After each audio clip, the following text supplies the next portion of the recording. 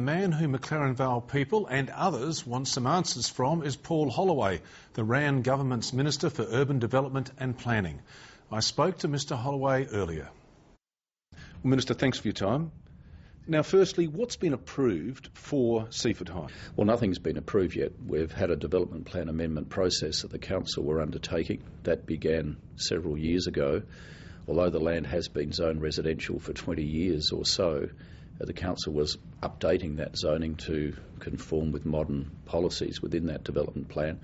And then just several months ago, before the council was moving into the caretaker period before the current council elections, it then wrote to me saying, well, look, they didn't want to proceed with it and that it should be zoned back to rural, which of course hasn't been the case for 20 years.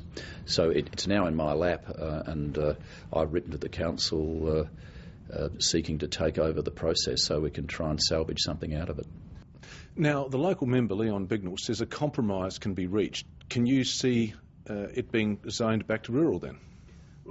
Look, I don't think that's likely to happen because even if we did revert the area to rural, I doubt that given its proximity to housing on two sides. It's land adjacent to Main South Road. It's 77 hectares, so it has some limited use. Also has a waste transfer depot on the other side.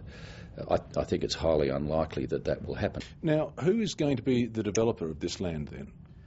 Well, look, the land was owned by the LMC, and I understand they have a contract with Fairmont Homes, and that's been the process that's been proceeding with the Onkaparinga Council. But of course, now because the Onkaparinga Council doesn't wish to proceed with it after several years, and they had initially agreed to all this process, it'll probably come back into my lap as the planning minister. We're just finalising that at the moment.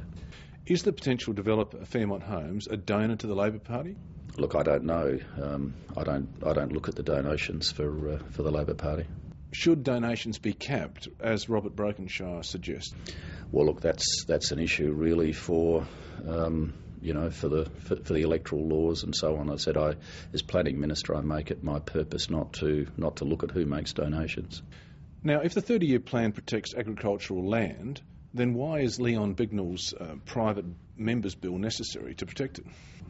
Well, I think there's more to it than just urban encroachment. It's really the activities that happen on that agricultural land. You can still subdivide agricultural land, even though it has an a rural zoning. The dilemma is that if you have a rural zoning and the land's too small, it won't be viable, and that can take good agricultural land out of production through conversion to the sort of hobby farm type use. And that, as I've argued often in Parliament, that in many ways the hobby farms can actually consume more good agricultural land than housing.